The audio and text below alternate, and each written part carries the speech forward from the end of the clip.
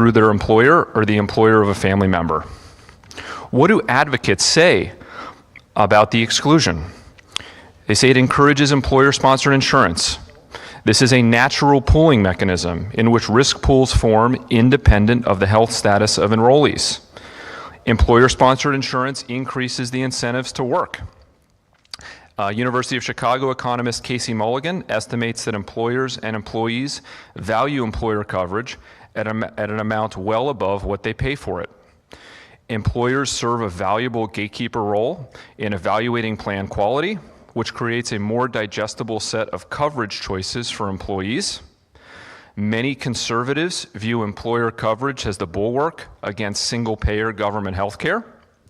And the exclusion is also cheap to the federal government relative to other forms of coverage for the under 65 population. On average, according to the Congressional Budget Office, the cost to the federal government in terms of foregone tax revenue is about $2,000 for a person with employer coverage, well below the $6,000 cost to the federal government for Medicaid or an ACA exchange subsidy. Now, what do critics say?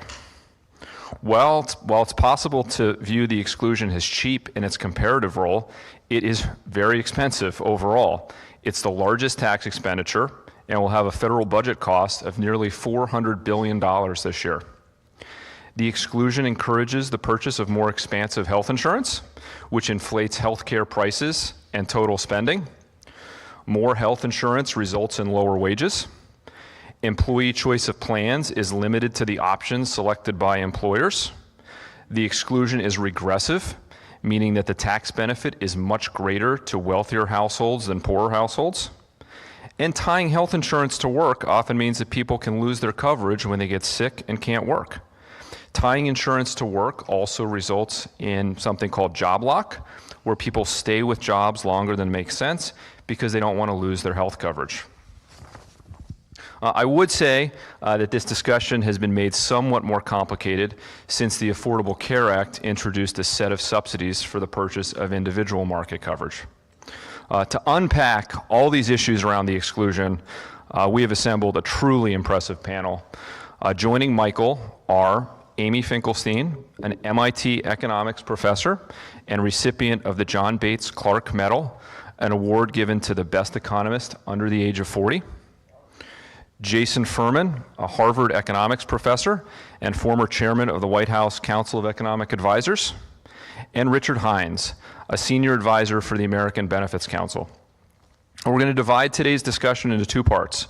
First, we'll talk about the exclusion's effects, and then we'll talk about some policy reforms. And Michael insisted that we start with some raise your hand questions because they're fun and to get a sense of where the panelists are. So I'm going to start with 3 raise your hand questions, and then we'll get into the discussion. So question number 1, panelists. Raise your hand if you think the exclusion is on net a good thing. Thank you, Richard. All right, question number 2. Raise your hand if you agree that current tax incentives encourage excessive purchase of comprehensive health insurance and consumption of health care. Very good, we've all passed Econ 101. Number 3, raise your hand if you agree that the amount that employers pay for health insurance is foregone employee wages. 3.5 hands for that one. Michael, I'm going to start with you. The exclusion is often referred to as the original sin of health policy. I believe you agree with that description. Can you explain why? So I've even used that description. I don't think that, I've been thinking though that that doesn't really capture the breadth and the depth of the damage that the exclusion has done to millions and millions of lives. The standard economic critique is that the exclusion, as you mentioned, increases the amount of insurance that people purchase. It increases prices for medical care and then for health insurance because it insulates people from the cost of health insurance, so there's less price competition and lots of other effects. But if you look at the history of the exclusion, I think economists don't even capture how, or the standard economic story about the exclusion doesn't capture how damaging it is. If you look at the effects that the exclusion has had ever since really the federal government passed the tax code and the Treasury Department started paying attention to whether they were going to tax employee health benefits or not. You go all the way back there and then you trace the effects of the exclusion, you begin to see that it has caused or contributed to just about every problem that we see in the health sector. Every problem that health reformers complain about is either directly a result of the exclusion or the exclusion makes it much, much worse. So I think a better sort of metaphor is, you remember the nursery rhyme about the old woman who swallowed a fly? She swallowed the fly, and then she swallowed the spider to catch the fly, and the bird to catch the spider, and the cat to catch the bird, and the dog to catch the cat, and the goat to catch the dog, and the horse to catch the goat.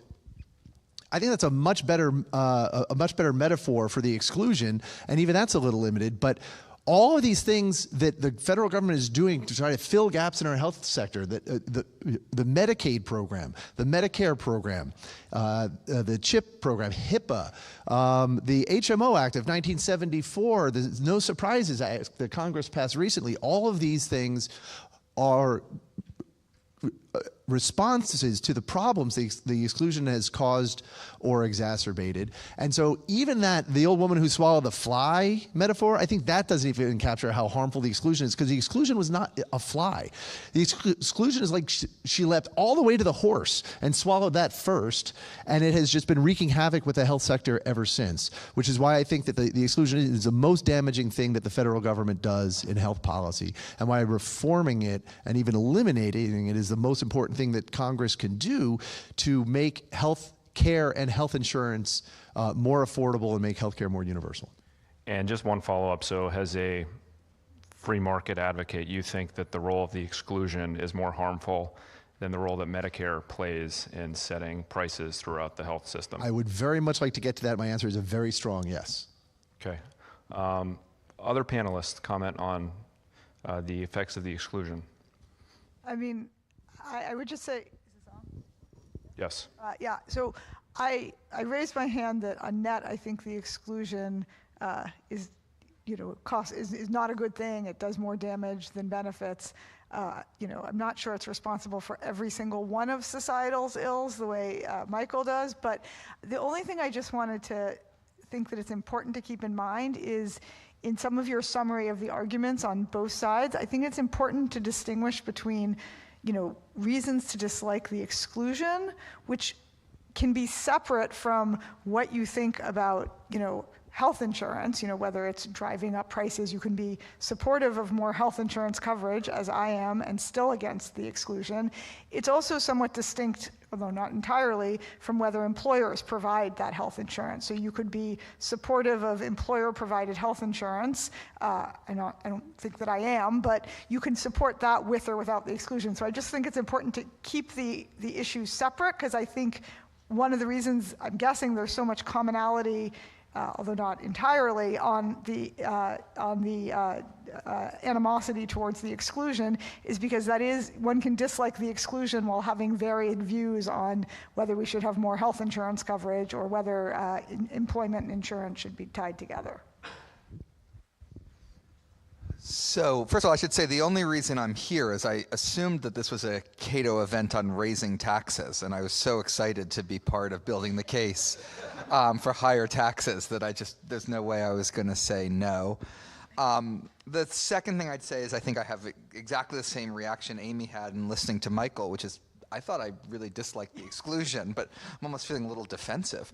That it's not like the worst thing ever. Maybe it's only like the second or third worst thing ever, and can't we have a little bit more nuance? But look, I do think that this gets at something, and I think Cato has had things in the past of not liking this term of tax expenditures, but when you think of things in the tax code as deviations from what you'd get in some more abstract, idealized tax, and one could debate how that is, and then you start examining them like a spending program and say, we're spending $300 billion, We're spending more on high-income people than low-income people. We're spending more for this type of health plan than for that type of health plan.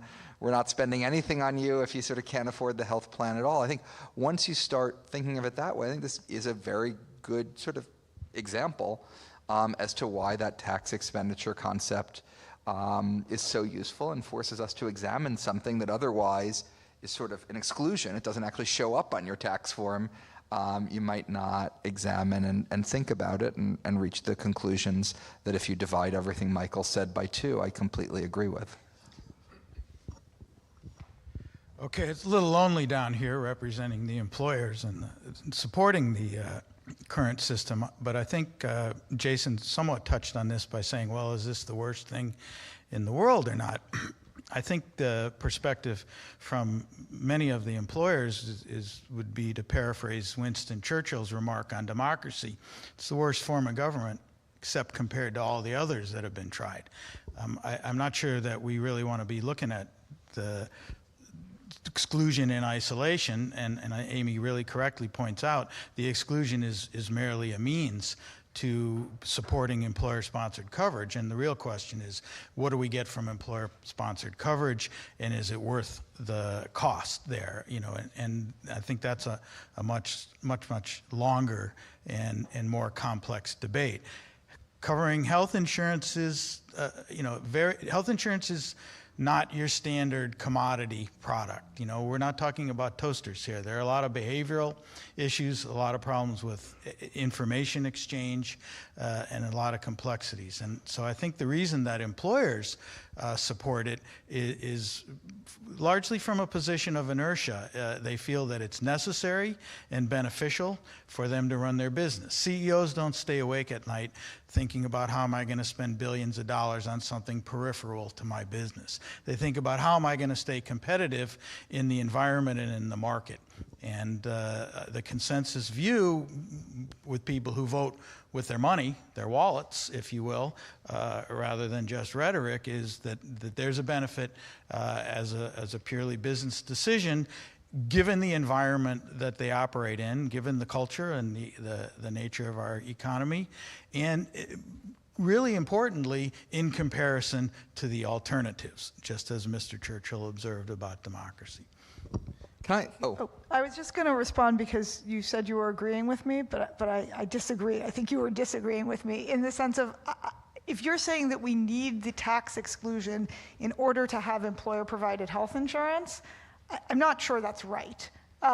So there's a separate view of whether employer-provided health insurance is a great way to structure a health insurance system or not.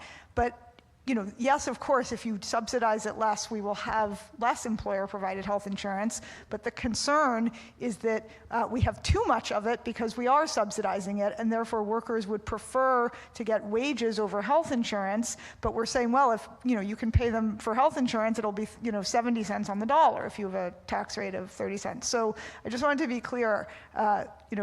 Being against the tax exclusion doesn't necessarily mean you are for or against employer-provided coverage or against health insurance. Hey, Amy. Yeah, so a little bit related to that. I mean, first of all, when I first started writing about this nearly 20 years ago, it definitely was my concern that the downside, if you completely eliminated the exclusion, didn't make any other changes to the health system, you could have a lot of people lose their employer-sponsored coverage. They wouldn't have a good alternative. And so that was, a legitimate concern. There are two things that have changed in the last 20 years. One is there was much less employer dropping as a result of the Affordable Care Act than the Congressional Budget Office predicted, than a lot of people were expecting. And so to some degree, I've updated my view as to how elastic employer-sponsored cover. By the way, if Amy corrects me on anything, then I agree with her, not me.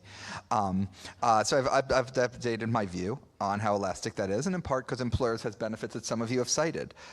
They select plans for you. Harvard does all this work to figure out the 3 best options for me, and then Michael, I take the HSA one.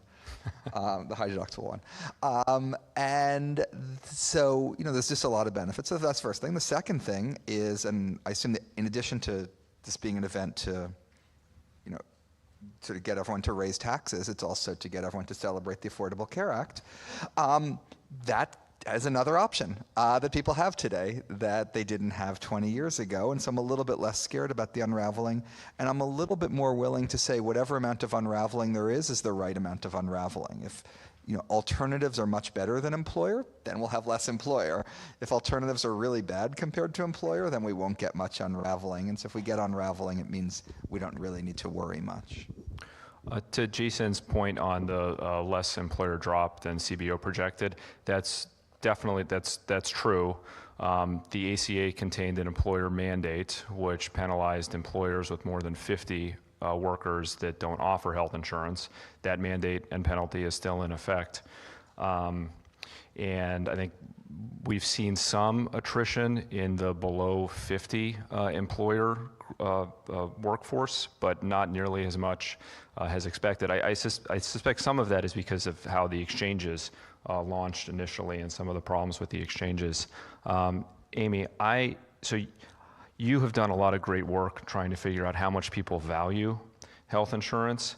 Can you give some perspective on how employees value health insurance relative to the cost of?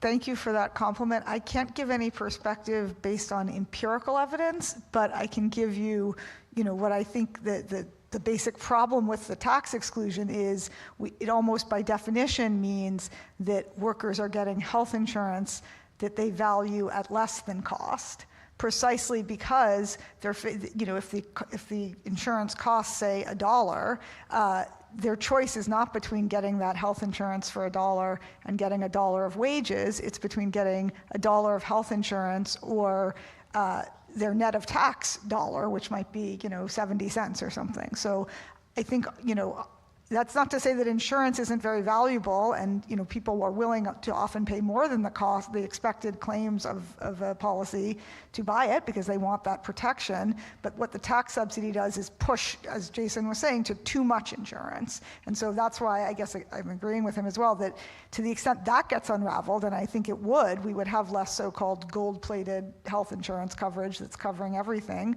That's because people would value on the margin getting the cash rather than that extra fancy health insurance plan.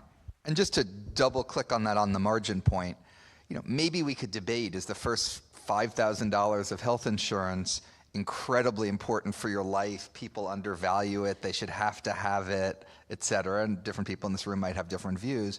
But what we're talking about here is when you're going from the $6,000 health plan to the $7,000 health plan, should you think of that extra $1,000 cost of your health plan as worth more or less than getting an extra $1,000 in cash? Because there's a lot of other great things in the world to spend money on other than healthcare. So I think that Amy had that and knows this obviously.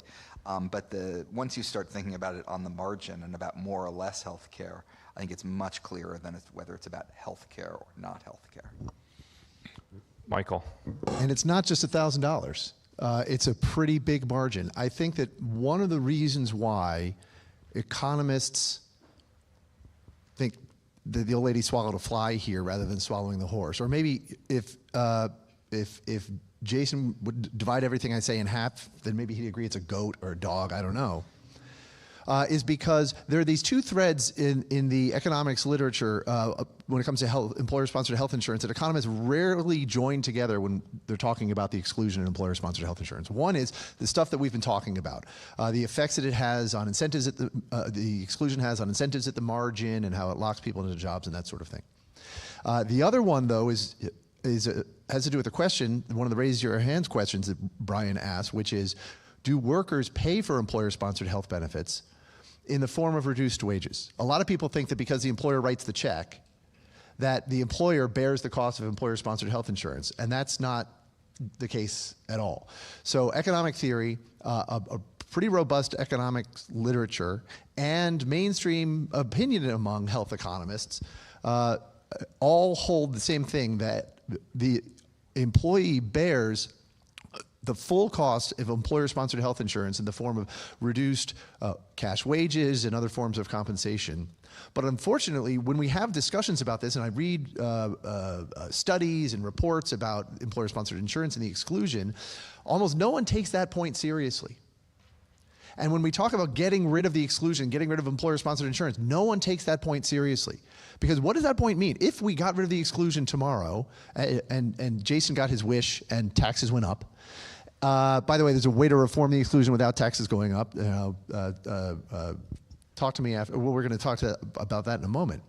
But if we got rid of the exclusion, if we got rid of the income tax that gives rise to the exclusion, or employers just also at once decided to drop employer-sponsored health insurance, what would happen to the $1.3 trillion it's about $1 trillion that employers spend on employee health benefits?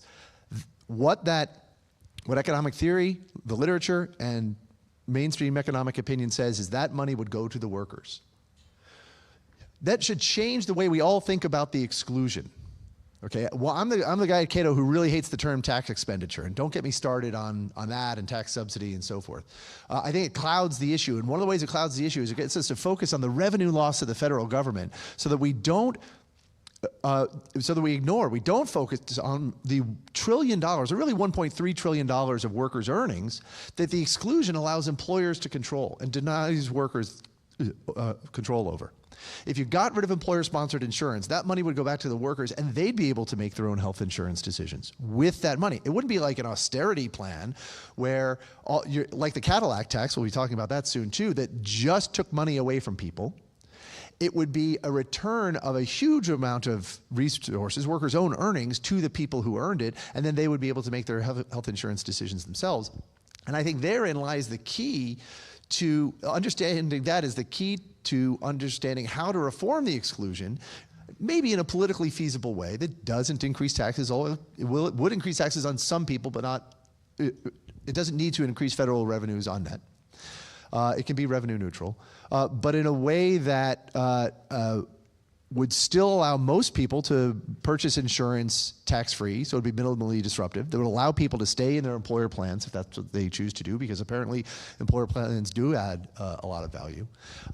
But we have a hard time seeing those sorts of solutions, I think, because the health economics profession and the policy discussions we have here in Washington, D.C. and around the country ignore that aspect of health economics, that money is the workers' earnings.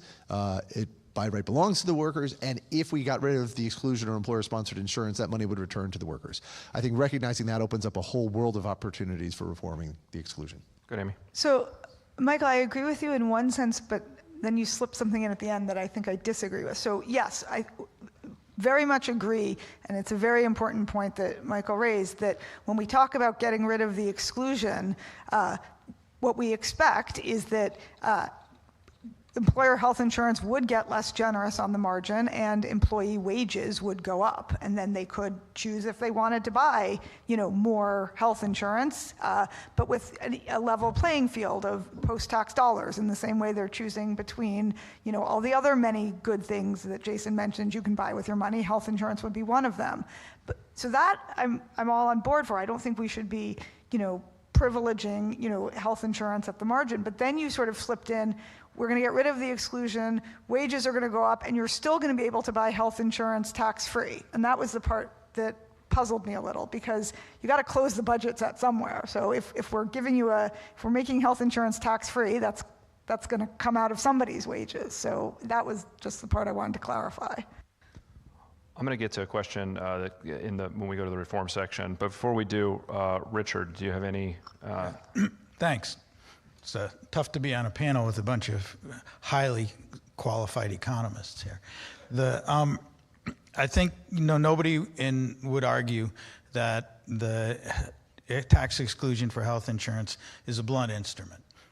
But that doesn't really distinguish it from any other elements of the tax code, whether it's the mortgage interest deduction or any of the others. Ooh, can we have a panel on that one too? Yeah, I'm against that one too. So yeah. Well, what do you guys like? Low taxes. Mandates and high taxes, right, Jason? Okay, well, so prices. So actually, Amy and I are probably far more in agreement than she wants to admit, because what I was sort of leading up to is that I think you have to think about this in terms of, okay, you get rid of this, so what does the world look like? You know, I call this the George Bailey It's a Wonderful Life thought experiment. We make this go away, where are we better off? Is everybody better off? A lot of things change, but on net, are we better off? And I think that's a very difficult, complex formulation, and a leap off the bridge, to carry my metaphor a little further, that a lot aren't willing to make. The employer, if we take away the incentive for, and it's a subsidy, let's face it, for employer-sponsored coverage, where'd all these people go? Into the individual market. Well, that's kind of Wild West. You know, we don't yet have a proven infrastructure that's going to give us the ability to price that fairly and effectively. And all these higher wages, there's no assurance that that's going to buy a similar or even equal share of health insurance, of coverage. Employers really feel that they are able to provide a benefit that keeps their employees out of that kind of an environment, and that also has some secondary effects that we haven't talked about here. There's a lot of focus on this issue of job lock. But like everything else in economics, there's trade-offs and there's the flip side of that. Employers feel that we need to bind our workers to the firm. We're in a competitive labor market. We want to bring people in, we want to pay them, we want to train them, and we want them to stay long enough that we'll get some payoff for that investment in human capital. And so these benefits are serving a purpose of that nature. Health insurance is real, as has been alluded to. It's not a good. You can get a better comparison of toasters than you can of your health insurance, and there's a lot easier way to get quality assessments and so forth. And so employers often feel that they are simply benefiting their workers at a cost to them, to act as their agents. As Jason happily suggests, they get us down to 3 choices or 5 choices, and you can make. They start to introduce quality measures, and they are agents with real leverage in the market to foster innovation and some degree of cost containment. Are the economists on the panel sort of sympathetic to this? I think it's a more like paternalist view. One thing I am sympathetic to is, I'm now going to come out as a conservative.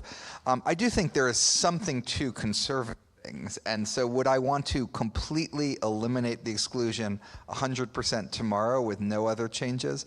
I think I would actually be nervous about that. I think there's enough things that work in our current system, but I think there's a lot of things between what we have now and 100% eliminating it. And if we 100% eliminated it, I think chances are things might even be better than worse, but I'm risk averse enough that I wouldn't want to take that chance. So I maybe. You have 100% confidence that Congress will make it better? Hold on.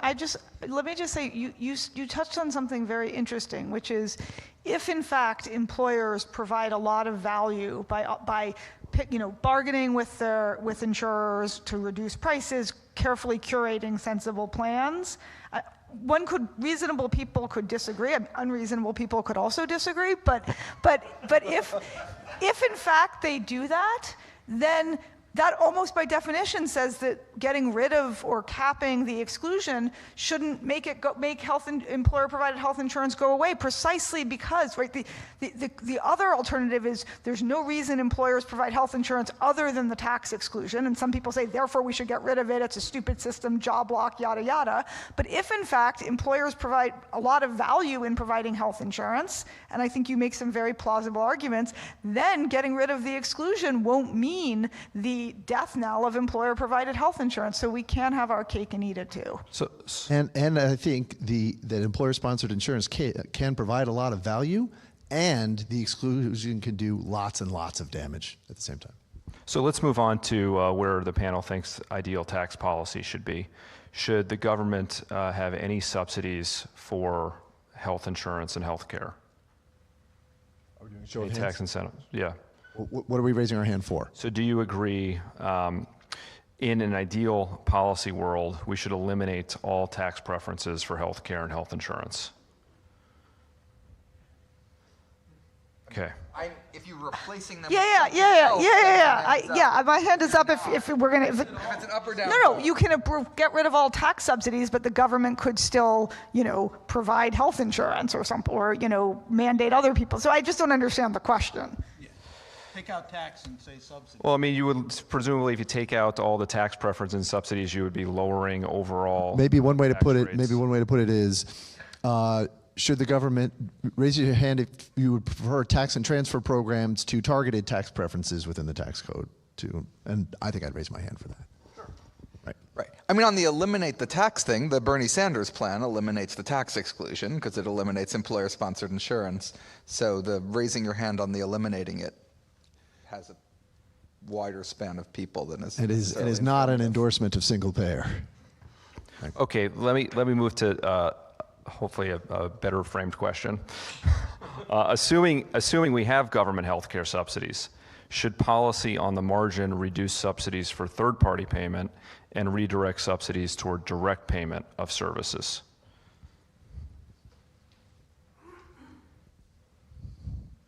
You want to explain? Sorry, I've advocated reforming Medicare, sort of in the same way I advocate reforming the exclusion, which is to get the money involved, put it in the consumer's hands, let the consumer spend it. In the Medicare context, that is, take Medicare spend, however much Medicare is going to spend, an average of $12,000 per enrollee, and add it to their Social Security check. Let them decide how much insurance to purchase, let them control that money. We'd end up with much more universal health care for seniors than Medicare provides right now. So I think there's a really important problem with that approach, which is what happens if people choose not to buy health insurance? Well, I've got a good answer. Oh, good. Well, first of all, I proposed income and risk adjustment, but the literature on how much waste there is in Medicare suggests they could waste or misspend a third of that and not affect overall health. No, that's not my point. Sorry, I was going with a different point, and it's why I think, even libertarians like, Charles Murray, when they talk about, we should get rid of all government, tax and transfer programs, all the huge waste that the bureaucracy creates, and have a universal basic income. Even he says, the one thing we're going to do is, in his, I think, $13,000 a year universal basic income, we're going to take back $3,000 for mandatory health insurance for everyone. The reason being is that if we give people the flexibility to do what they want, and they don't end up buying health insurance, and they end up sick and unable to afford medical care, the government, time and time again, inevitably steps in, and I'm not just talking about the emergency room. And so given that, there's no state of the world in which we're not going to do that empirically, so it seems foolhardy to give people, the choice to hang themselves just to rescue them at the last second. We are getting a bit far afield, but I'll just answer by saying that it was my answer to Medicare reform, not to Medicaid reform. And so reforming Medicare that way. The same issue comes up with Medicare.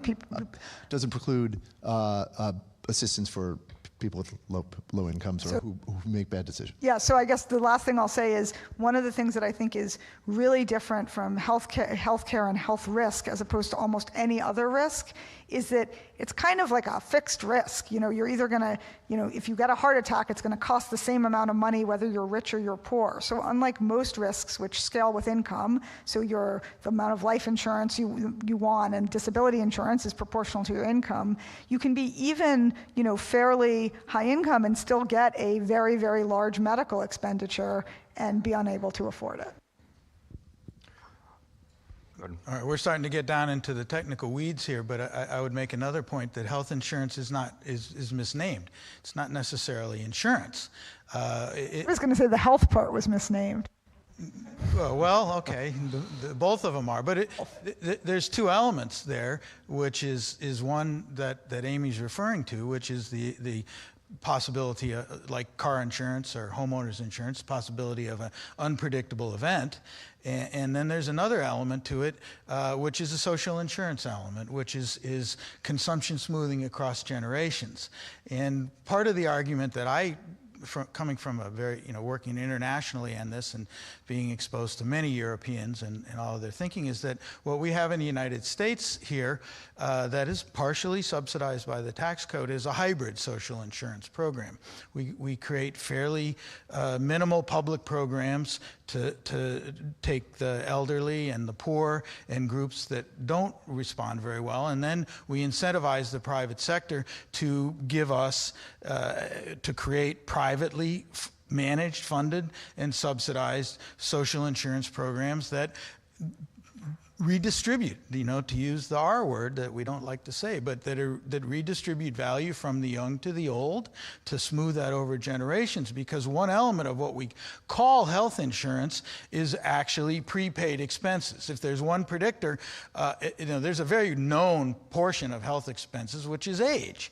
And then there's a very unknown portion. And people typically, the average person, normal people, non-economists, are not very good. I mean, what we know from the behavioral research is that people are very, very poor at estimating tail risks in the distributions, and they're high discounters in the future. And so what we are doing partly with our subsidizing private health insurance is building, consistent with our culture and our history, in the environment that we work in, a hybrid, partly private social insurance system. And we need to be very, very cautious about dismantling that for purely theoretical reasons. So let's talk about various options for reform, because I think everybody agrees there's going to be some federal subsidy for health insurance.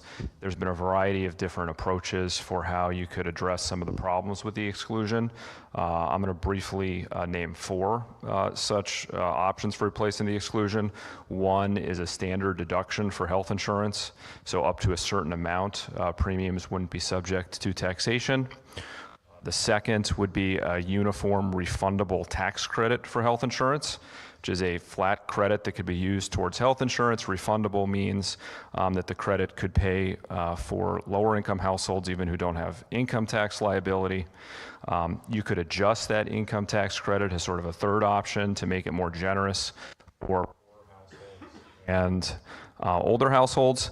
And then we've got Michael's large HSA proposal. So why don't you talk about your large HSA proposal, and then we could go through those four options. So briefly, the idea is to use that insight from health economics, which is that $1.3 trillion that employers are controlling of their workers' incomes, and effect a transfer of that money from the employer's control to the worker's control as quickly as possible, and to do that by expanding health savings accounts so that workers can take that money as cash income, put it into their health savings account, tax-free, and with zero tax consequences for the majority of workers, and in fact, even for those who would see an increase in their explicit tax liability, they would still gain more control over their earnings than they have right now, because shifting, the average family plan through an employer is $22,000. That's what the premium is. Shifting control of that $22,000 from the employer to the worker gives the worker more control over her earnings, even if the higher HSA contribution limits still require her to pay taxes on a small portion of that $22,000. So this is how Jason asked, or I don't remember if it's Jason or Amy, asked, how do you still allow workers to purchase health insurance tax-free? If you change the exclusion from an exclusion for employer plan premiums to an exclusion solely for HSA deposits, increase the contribution limits so that most people can put the full amount that they've been paying toward employer-sponsored insurance into the HSA tax-free, allow them to purchase insurance from any source tax-free, which they cannot do right now with an HSA, but would allow them to stay in their employer plans if that's what they wanted. Employer plans do provide value, and also did not require them, eliminate the insurance requirement so that they can so that they can purchase any type of insurance. So you don't have a government definition narrowing innovation in the insurance market. That, I think, is the most politically feasible way to level the playing field. Wouldn't get rid of the exclusion. It would change it, and it would level the playing field between employer-sponsored insurance and individual market insurance, between first-party payment for healthcare and third-party payment for healthcare.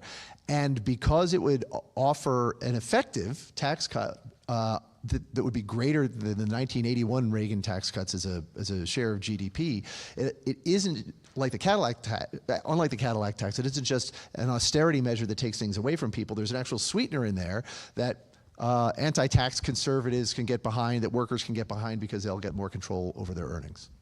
So, in a nutshell.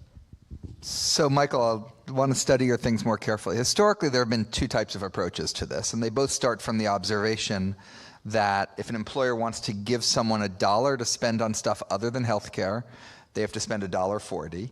If they want to give them $1 to spend on healthcare, it only costs $1, and so there's this unlevel playing field. One thing has been to say, oh, why don't we, solve this problem of too much health subsidy by adding even more health subsidies. And so there was Kogan, Hubbard, and Kessler, three economists, had this proposal years ago where it was to make all health care tax deductible, whether it was through your employer, on the individual market, out of pocket, everything was tax deductible. That had the advantage of leveling the playing field between different types of health spending, whether it was individual market, employer, out of pocket, but it had the disadvantage of making all of health spending more tax preferenced relative to non-health spending than it is already. And at the time I quantified it and convinced myself that it would make health spending go up rather than down. So I think this has to be about sort of either keeping it the same size or moving it in the other direction, not throwing new things at it. That's the first threshold thing.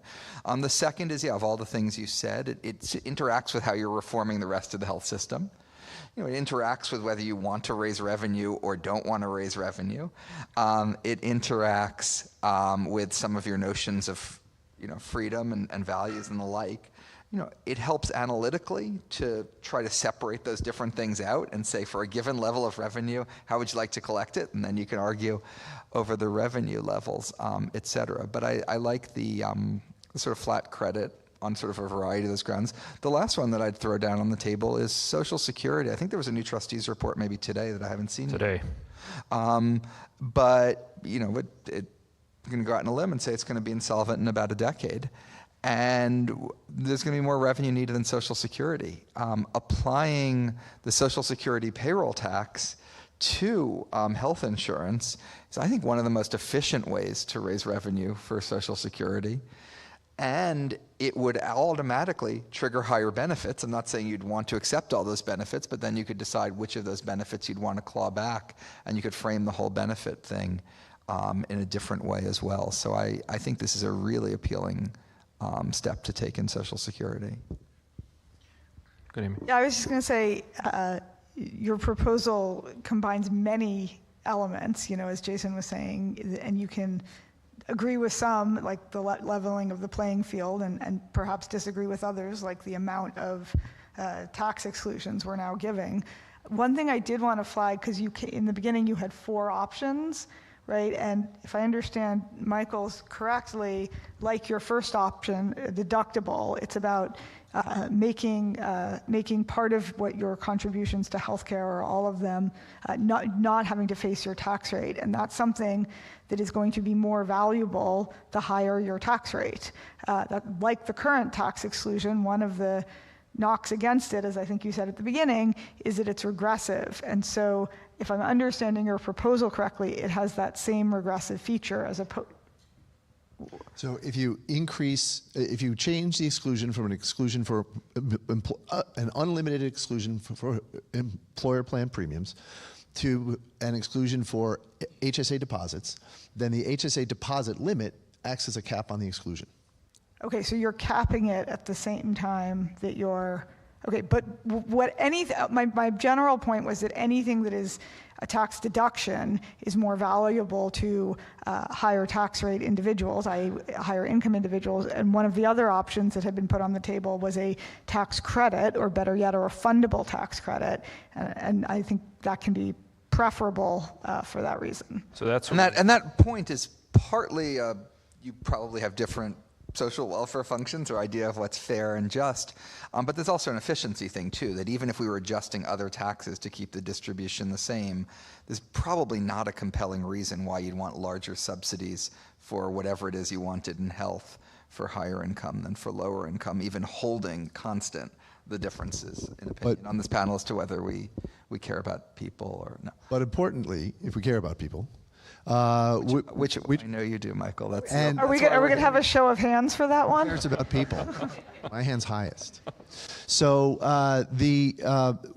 Amy's point is correct that because of rising marginal tax rates, any tax preference, any tax exclusion for any amount of income will be more valuable for higher income people. I'm not saying that large HSAs would eliminate that feature of the exclusion, but it would, I think, for the first time sustainably cap the exclusion and make it so that it was not as valuable to high-income individuals as it is today.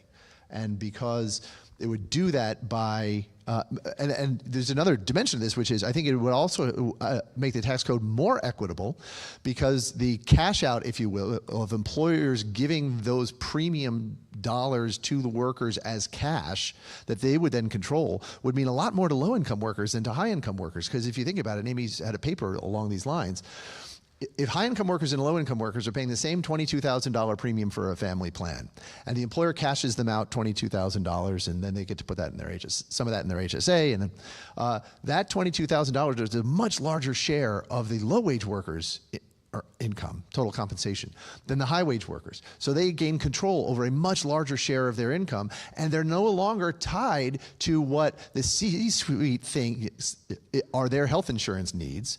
If they want to buy a little less health insurance, Jason's $6,000 plan instead of the $7,000 plan, and spend that extra $1,000 on housing or education or food, then they can do that, and that might improve their health more than the extra $1,000 of health insurance that the C-suite wants them to buy.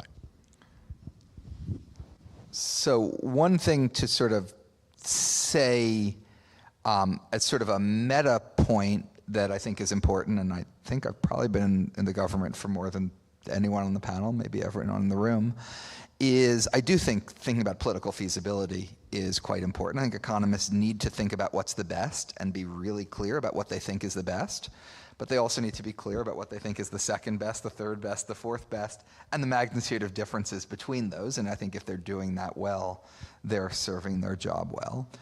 In the Obama administration, we gave the president analysis that we thought capping the exclusion, shifting to a credit, a variety of these things, implemented at the individual level, would be the best policy in this space. The president and his political team made the judgment that that was not something that they could pass through Congress, in part maybe because he had demonized the idea Campaigned against it. campaign. And they said to us, That didn't stop him on the mandate. they said, I don't know, the main thing we campaigned against Hillary Clinton and John McCain, we did versions of when we came into office on healthcare. But so they said to us, look, you can't do this. You may think it's a good idea, we can't do it. Can you think of something else? And we started to brainstorm. And the Cadillac tax is not the first best. It's like maybe the third best in our judgment, and we could debate this judgment.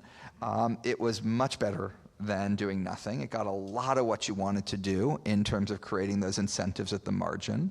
It frankly took advantage of a confusion that people had about the incidence of taxes, whether it's the employer or the individual. It doesn't really matter that much economically, but it does matter politically. So then why not do the thing that is politically better rather than the other? Again, we might disagree on the merits of this, but this type of thinking. Now we passed it. We made it a bit more Rube Goldberg in terms of negotiating with the labor unions. We made it even more Rube Goldberg after that. It got delayed and repealed. So the moral of this story is I'm still not sure.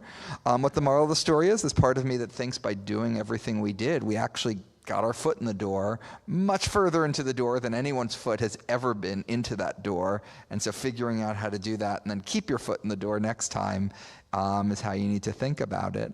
Or the other is, I don't know, maybe Michael should spend 8 years in government. So when I've already done 4. When I left the White House, my first Wall Street Journal op-ed was a defense of the Cadillac tax. So this was the summer of 2019, and my proposal was, because Congress clearly wanted to do something to delay or repeal the Cadillac tax, and it was to exempt HSA contributions from the Cadillac tax threshold. There were 6 votes in the House of Representatives who voted against repealing the Cadillac tax. 419 to 6 was the vote.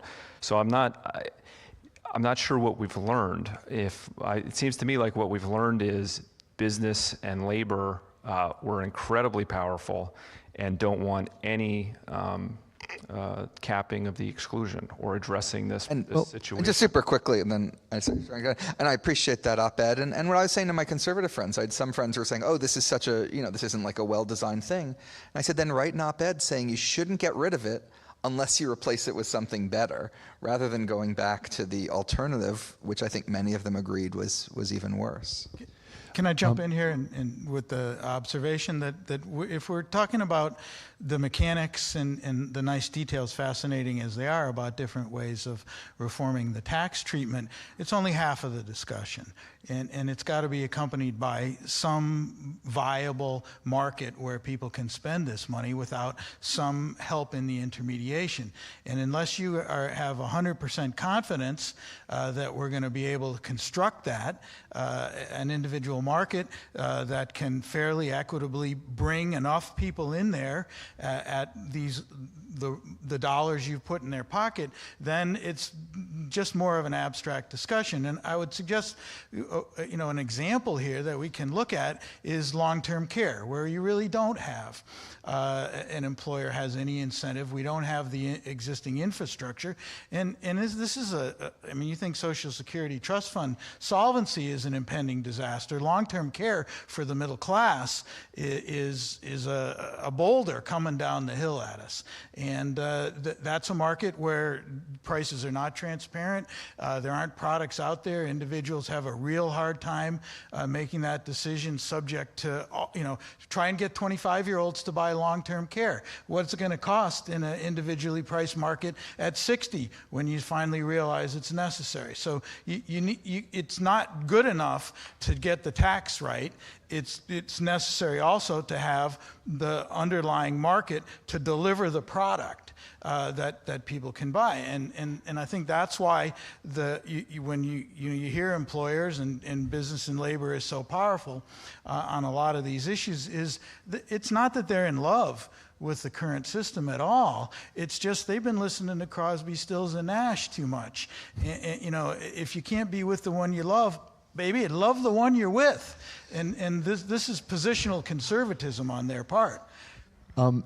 Sorry, I was just going to, in your question of where do we go from here, so I'm the least equipped person on the panel to answer this. Not only do I have no experience in government, I have no experience in anything, but I guess your point that both business and labor, were supporting getting rid of the Cadillac tax, this has always confused me why labor is for this, and I wonder, totally naively, and so I hope to be educated, if some of it is not, in fact, Michael's point that there's a confusion that, that is fundamentally coming out of workers' wages. So so that's my, I guess, could education solve this is the stupid way of asking my question, but that's... Well, that's one of the I think what happened My with the Cadillac experience, taxes, most of the time that groups oppose things aren't because they didn't understand them, but because they did understand them. And so you have to figure out what it is they're correctly maximizing and solve that rather than hope. Now, for the public as a whole, I think it can be different. And I'm not saying interest groups always get their interests right, but I think on this one they feel they and the Cadillac tax something for their members. It was real unfortunate. The Cadillac tax was pure austerity. You got money, we're going to take it, and you'll always find people who will push against that, the people whose money you're taking, and anti-tax conservatives and so forth.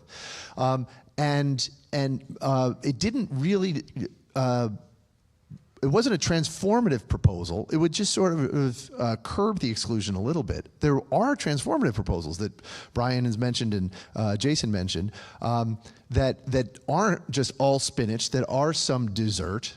as well. Kogan, Hubbard, Kessler was all dessert. This is why I wrote critically about it when they proposed it at the time. But a universal tax credit would be some spinach, some dessert. Some people would see their taxes go up. Other people would get a subsidy from the government. And a standard deduction for health insurance, depending on how you implement it, could be some spinach, but it too is mostly dessert. And I like that more than the Kogan, Hubbard, Kessler proposal. But what none of them does, what none of these proposals do, is offer any mechanism for workers to take immediate control over that $1.3 trillion of their earnings that employers now control. That's why Jason's boss was so successful at demagoguing the John McCain universal tax credit proposal in 2008, is because McCain had no mechanism for reassuring workers that, first, your employer plan probably is not going to go away. We actually didn't know that at the time. But even if it did, you would get $20,000 additional cash income to help you buy health insurance on your own. And there's only one proposal that I've seen so far that does try to effectuate that a competitive labor market will get that money to the workers no matter which of these transformative reforms you put in place, but only in the long term. The only proposal I've seen to get that would put that money in the workers' hands immediately on day one is an expansion of health savings accounts that I call large HSAs.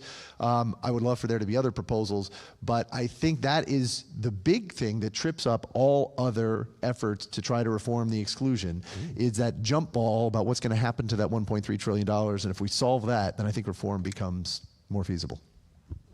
Jason, I'm curious if, knowing how the ACA has played out 13 years later, if you still think the advice you gave President Obama would have led us to a better outcome than sort of what ended up happening?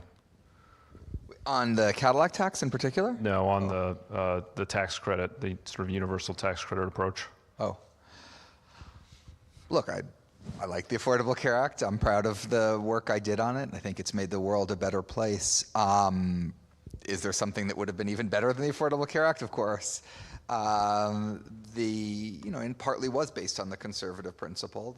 If you like your plan, you can keep it was overstated, but it was sort of 99% true. Like, there was not a lot of people whose plans were disrupted by it. It wasn't 100% true. I thought 99 was actually, seemed fine to me. The president felt more bad about it than I did, that line. But yeah, so I think some of this also does get to how conservative are you? And people actually sort of are. And a lot of health plans have foundered on the Crosby, Stills, Nash lyric issue.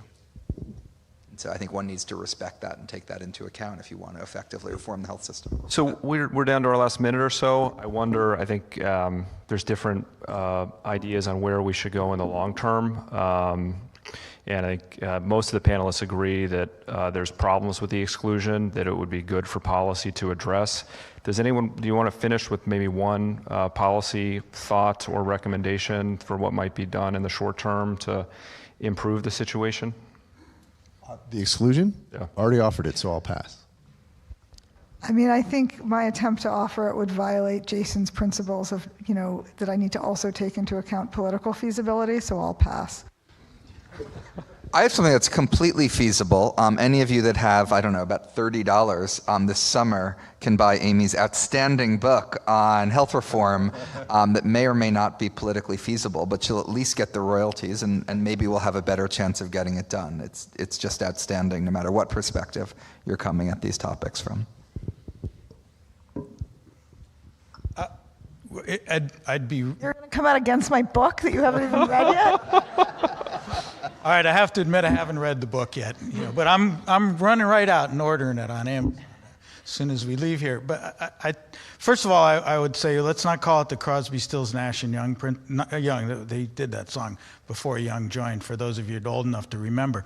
But I call it the Isaac Newton principle. Inertia is the most powerful force in the universe. And I think there's a lot of that going on. But I think there's room for some refinement. But as I was noting before, we can't deal with this issue in isolation. It's much bigger, there's a lot of moving parts, and we really need to be not thinking about tax expenditure narrowly and in terms of economic theory, but in the broader context of how they and what they're intended to support, employer-sponsored insurance, fit into our larger system. And what do we lose compared to what do we gain? Because economics is, after all about trade-offs. Agree with that. Thank you, everybody, for joining us today. Please give a round of applause for our panelists.